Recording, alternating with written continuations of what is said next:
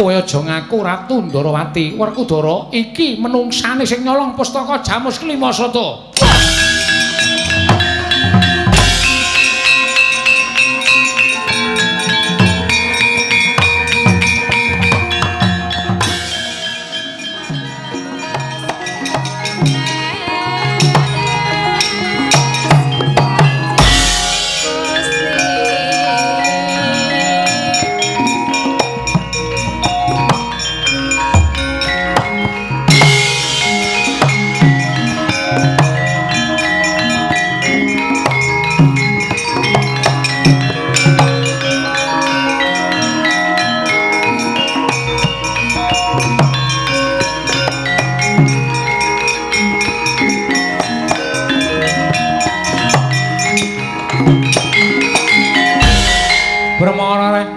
Mangoswamya ngambrangang kadikarunaning kaswase dosang ganda astrat maja lengleng lalu mangolati tara ora sambut tambuhi kekarepaning Semar Badranaya sayekti siadi wis gamblang ya aku wis ngerti gegayaning Kakang Semar ingkang bakal mraja kahanan negara Ngamarta sarana mbangun kayiwangan tegese mbangun marang jiwa lahir lan batining para kawula ya pancen mengkono tumuli Kakang Semar maring dawuh ora bakal kelakon penjangkane lamun pustaka Jamus Klimasada ora rawuh marang Karang Kadempel Sedewa ora dadi ganeping para Pandhawa 5 mula wis dadi ngendikane Kyai Nayantaka ora usah dadak tinuding pun Kakang wis krasa lamun pinasrahan babagan lakon iki yo Yayi sira lan kadangmu Yayi Panengah tindaka metu ndedharatan pun Kakang nak ngambah dirgantara yen ana wong-wong nyubriyani ing sajake ana sambung rapet ing pustaka Jamus Klimasada ora sandadak wedi kangelan candheten takonana apan durung karuwan nggone pun Kakang lan siade goleki menyang endi dununging Nata Ndarawati ya wis to dawuh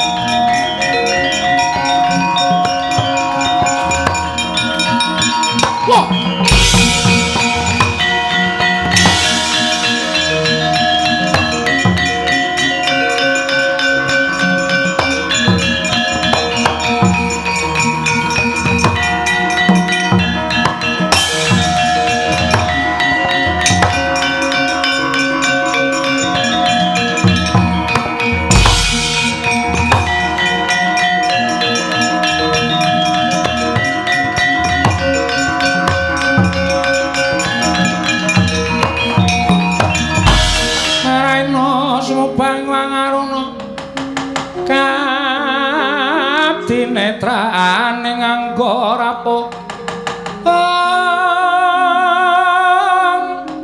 rengkani kara sageter kene donganing kung lir wuwusing pine panca pepetoking ayamana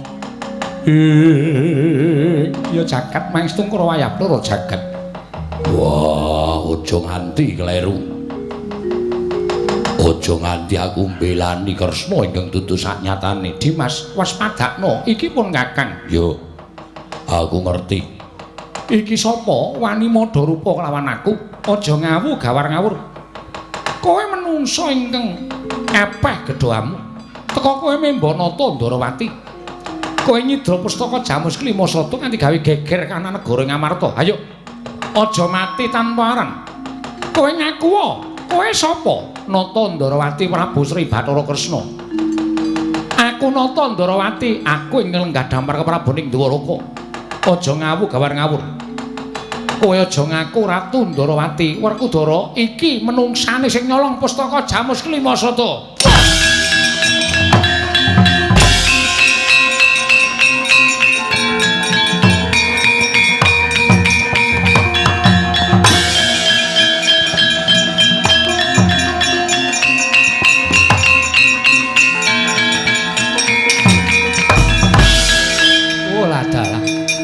Werkudara, kowe gampang diblithuk karo menungsa sing ngaku Nata Ndarawati. Marata gak wis wadana. Aku dulurmu. Aku kadangmu Ndarawati. Wah, rasaku kan cerewet.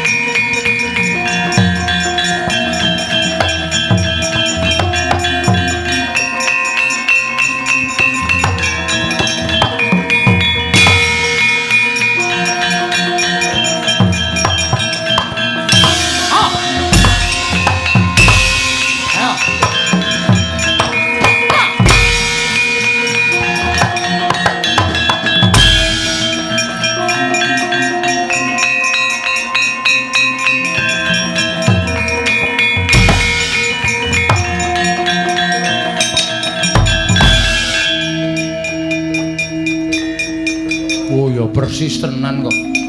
Gong, iki apa sing nyolong pustaka Jamus Klimasada? Wah, iki sing nyolong dompetku. Wus. Ora ngerti karo kowe sapa kok nyolong. Wah, kenane palsu iki. Karo aku kok ora tepung.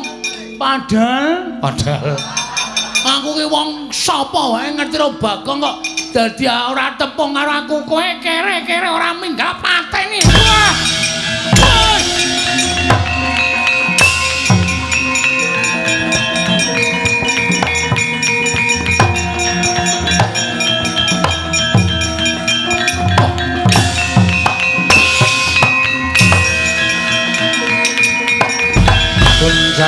Ganjing langit kelap-kelap katon lir kincanging risang mawe gandrung. Ayo dulur wis padha kalah karo aku.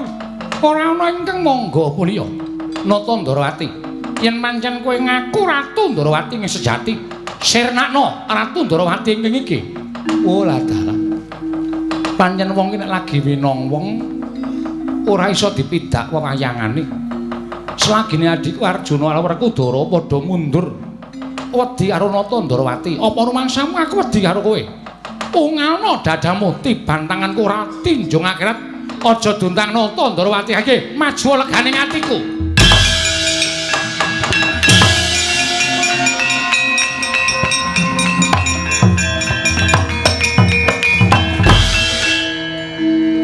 Sinuwun Kresna iku ora pisan ora pindho ngono kae. Tantangan rame-rame kok mati dening aku klepat lunga. Jebul Sinuwun Ndarawati iki pancen rawani perang tenan. Iki sapa ta iki? Lho. Sampeyan kok ora tepung kalih kula? Kula niku sesuk mirokke jarik sampeyan. Kok ora tepung kalih kula niku pripun? Lho, iki Petruk. Ah, kene ora. Aku Nata Ndarawati ngeten mawon. Sampeyan kula akoni Nata Ndarawati ning nek purun maringi sedekah kalih kula. Karepmu piye? Gandeng sampean mboten gadah pengikut. Ndara Janaka, Ndara Werkudara kabeh do percaya nek Sinuwun Ndarawati sing nika sing asli, kula nderek sampean ning sampean bayar kula per jam 60.000. Mengene ajeng napa-napa tambah. Nggih. Kowe iki pemandu apa piye? Per jam kok semono. Wong jeneng wong arep ngladeni kok. kowe le nawak yo sak penake dhewe. Ora gelem ya wis, ora arep ngaku nata Ndarawati lho.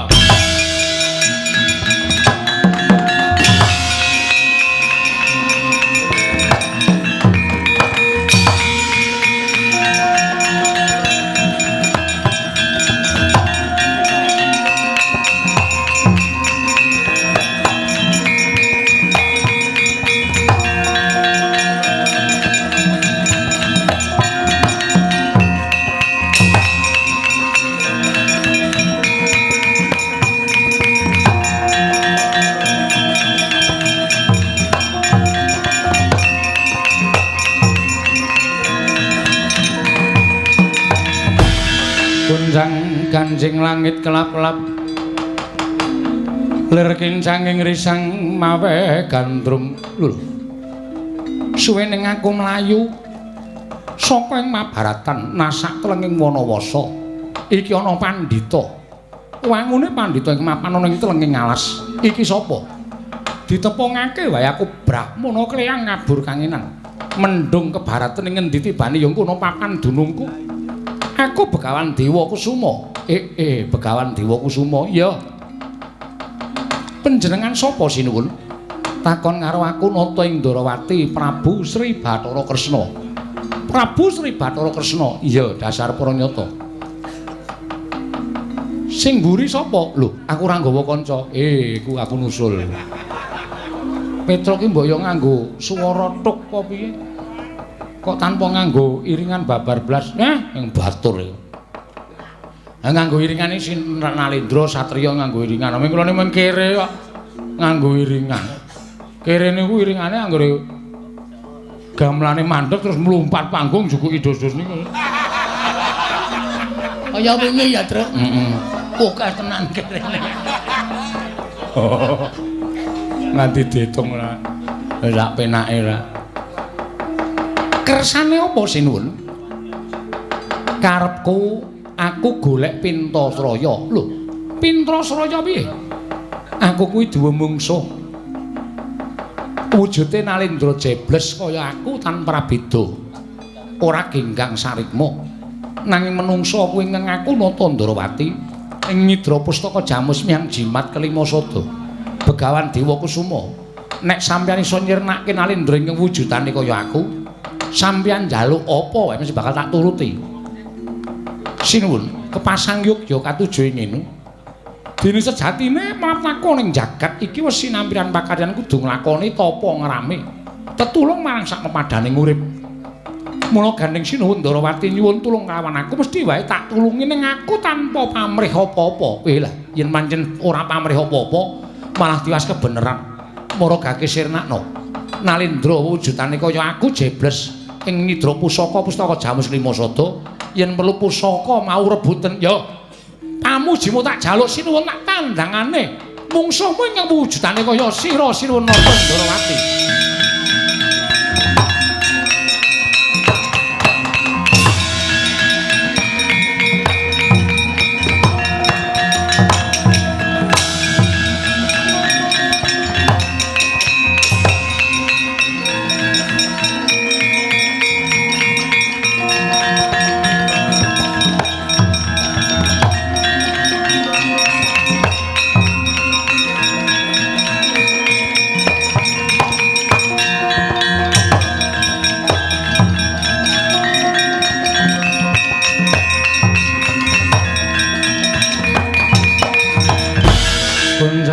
Ganjing langit kelap-kelap aton lir kincanging risang mawe gandrung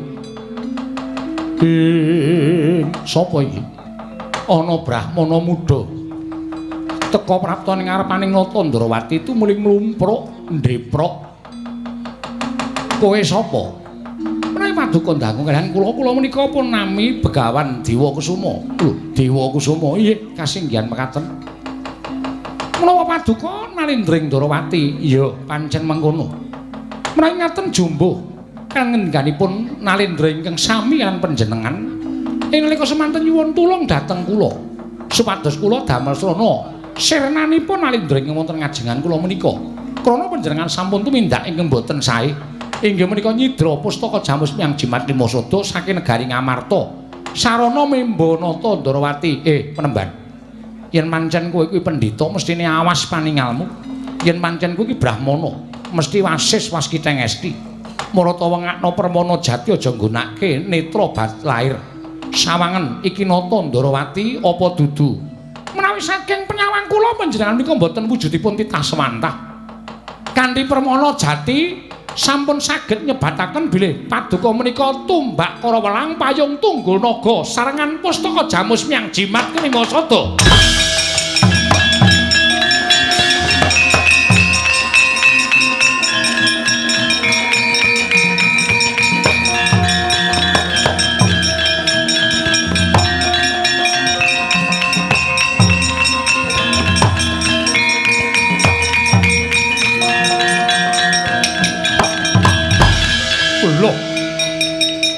Kok dadi mesti pirang-pirang iki nek dikelokke.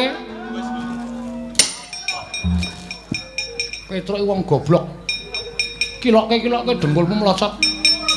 Ki anggepmu ki mesti apa? Kuwi iki tumbak para welang payung tunggul naga.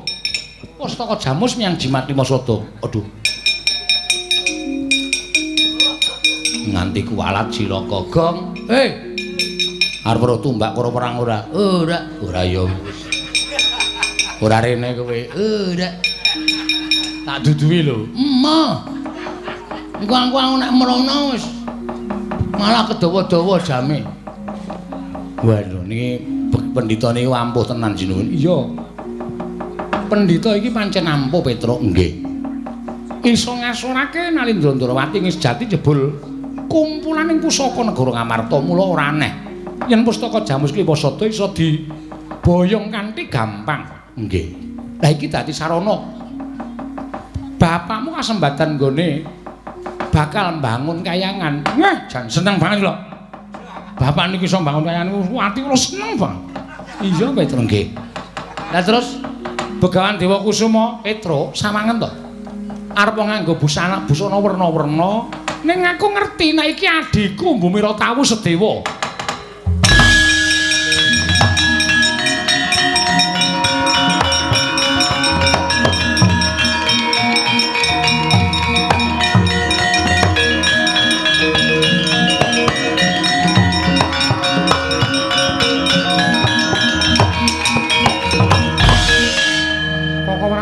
Terang sembah pambekti kula kunjuk iya tak tampa pangestunipun Kakang Manana kula pundi nggo jimat Petro nun pusaka kuwi gawanen ning Karang Kadempel nyembah sik ping 3 ndak kuwalat nggih pusaka ora baen-baen pusaka kuwi kedadian saka menungsa kedadian saka Nalindra ingkang digdaya mula panggraitane tan prabeda kaya menungsa nek kowe ora nyembah nek nganti pusaka kuwi engko nesu tumbak kuwi iso temancep ning dadamu dhewe medhek-dheki senengane. Mula nyembah sik nggih. Sekali-sekali nggoyong pusaka ampuh-ampuh. Ilang syarat sawane. Ora malati oleh ngabdi ing Petruk. Nuwun sewu. Ngene. Gong ora ngadang-adang lu iki aku liwat. Ku tak tendang lho kowe. Abot iya. Tak antil kowe ora. Sedewa iya wonten maring adawu. Ora usah duwe rasa serik kelawan Kadang Munjadipati sayekti. Kadangmu nunggul pawenang Werkudara wis ndodho kelawan kelumputan. Nggih, mboten dados menapa Prabu. Nyatanipun menika dados pangasah pangungkaling jiwa ingkang rayipun Sedewa. Malah kula remen dene kula ingkang saged ambabar lelampaning caling pustaka Jamus Lima Sada. Tuwin saged ngaturaken sinten sejatosipun Nata Ndarawati ingkang memba utawi wujudipun ingkang wantun memba Nata Ndarawati tumunten wantun lembat pustaka Jamus Lima Sada. Ya, ayo ning Karang Kadempel monggo kula dherekaken kok Prabu.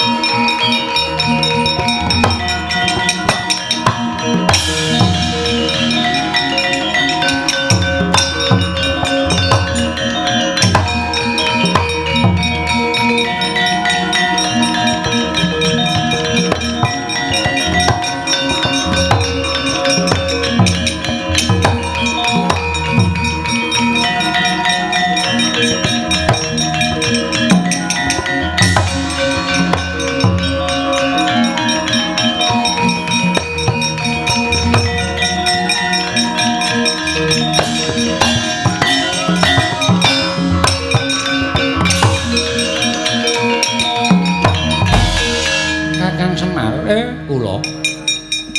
Kahanan Ngamarta wis padhang. Ing nyidra pustaka Jamus Klimasada wujuding Natandara ing kedadian saka tumbak Kara Welang payung tunggul naga. Wah, pancen yo aneh-aneh bae. Sinuwun Ngamarta. Iya, Kakang Nayantaka. Sejatosipun lek kula nyuwun pusaka Jamus Klimasada menika ana mungkin Arya Srana Pandhawa sami mlempak wonten Karang Kadempel. Ndara niki pusaka dipun tampi rumiyin Kakang Semar ora nggunakake. Panjenengan ingkang mundhe pusaka rasane Karang Kadempel niku wis ketekan pusaka katelune Ndara.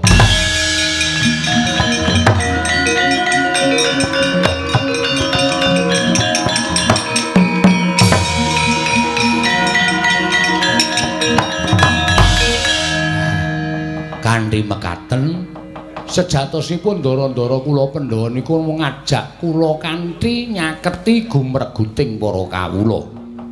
Nyaketi dhateng para masyarakat mergi menapa kawula menika mboten butuh dibiyuki brana picis, mboten perlu butuh dijanjeni sing dhuwur kaya dara kekalangan. Mboten perlu diparingi napa-napa sing supaya kawula niku percaya karo sing peparing, mboten. Ning gandeng kawula Ngamarta niku wis duwe pepundhen, wis duwe sesembahan inggih menika para Pandhawa. Karep kula niku Pandhawa aja mung ketungkul anggone nyawang wonten ing dhuwur, ning kala mangsa nyawang wonten ing ngisor. Supaya sing ngisor niku mboten pating blengkrah, mboten pating bejajik sak penake dhewe. Iya, Kakang Semar. Sarana manunggaling para Pandhawa kaliyan para kawula saged mujudaken negari Ngamarta menika embanipun kados dene wonten ing Kayangan. Kayangan nika papan sing tebih saking suker sakit adoh saka rasa dina-dina. Wontenipun namung manunggal tetunggalan ayem tentrem rukun tunggal cipta rasa karsa lan karyane. Mugi sarana Ngamarta gesangipun para kawula embanipun gesang wonten ing Kayangan kasembadan ngen kula mbangun Kayangan. Wekasan para kawula ayem, ayom, tentrem, manunggal tetunggalan mujudaken praja ingkang gemah ripah loh jinawi adil warata tias bagya mulya ndara.